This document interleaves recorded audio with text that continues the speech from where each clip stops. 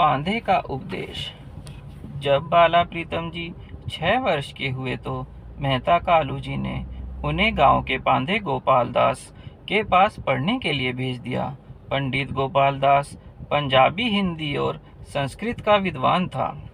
गुरुजी बड़े चाव और खुशी से पढ़ते थे और कुछ समय में ही उन्होंने सब कुछ सीख लिया था जो कि पांधे को आता था। पंडित अपने शिष्य की अनोखी योग्यता देख बहुत हैरान था। वह कहता, मैं तो विश्वास ही नहीं कर सकता कि इतनी छोटी आयु में बालक इतना होशियार और योग्यता वाला हो सकता है। जो कुछ भी मैं इसे सिखाता हूँ यह सब तुरंत सीख लेता है, जैसे कि पहले ही जानता हो। मैं तो काफी समय से बच्चों को पढ़ा रहा हूँ, परंतु ऐसा शिष्य तो मुझे मिला ही नहीं। परंतु पांधे ने अभी गुरुजी का असली रूप नहीं देखा था।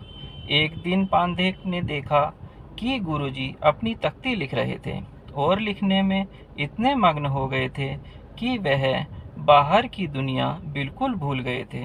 पांधा बहुत देर बाल शिष्य की ओर देखता रहा कि कब तख्ती पूरी लिखकर उसे दिखाता है। वह इस बात के लिए उत्सुक था कि वह देखे कि उसका शिष्य इतने ध्यान मगन होकर क्या लिख रहा था। जब गुरुजी ने तख्ती लिख ली तो वह चुपचाप मस्ती में बैठकर अपने लिखे को पुनः पढ़ते रहे और साथ साथ सुनाते भी थे, जैसे कुछ गा रहे हों। जब काफी समय तक वह पांधे के पास नहीं आए तो पांधा स्वयं उठकर उनके पास गया और उन्हें तख्ती लिखने के लिए कहा। गुरुजी ने तख्ती उन्हें पकड़ा दी। पांधा तख्ती देख हैरान रह गया।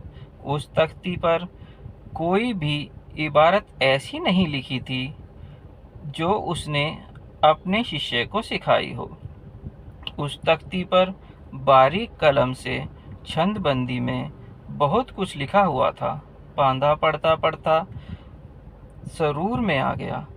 सारी तख्ती पर सिहरफी में भांति पंजाबी के 35 अक्षरों अनुसार 35 अखरी लिखी हुई थी।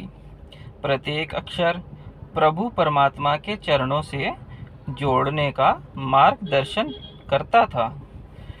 तख्ती पढ़ पांधे ने गुरुजी को कहा, यह सत्य है कि प्रभु भक्ति में आवश्यक है, परंतु इस संसार में सुखी जीवन व्यतीत करने के लिए सांसारिक विद्या भी आवश्यक है, ताकि आप क्षत्रिय पुत्र अपने पिता की भांति कोई सम्मानित कार्य कर सको।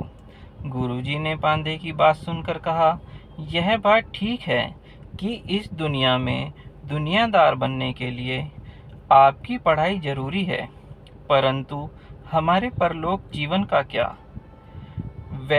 वहां जाकर भी तो हिसाब किताब देना पड़ता है।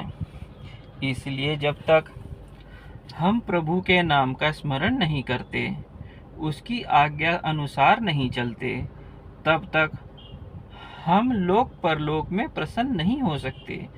इसलिए केवल इस दुनिया का ज्ञान प्राप्त करने के साथ अगली दुनिया का भी ध्यान रखना है। इसलिए वह शिक्षा भी दो जो अगली दुनिया में काम आए। पंडित हैरान परेशान गुरुजी की ओर देखता रहा। वाहेगुरु जी का खालसा, वाहेगुरु जी की फतेह।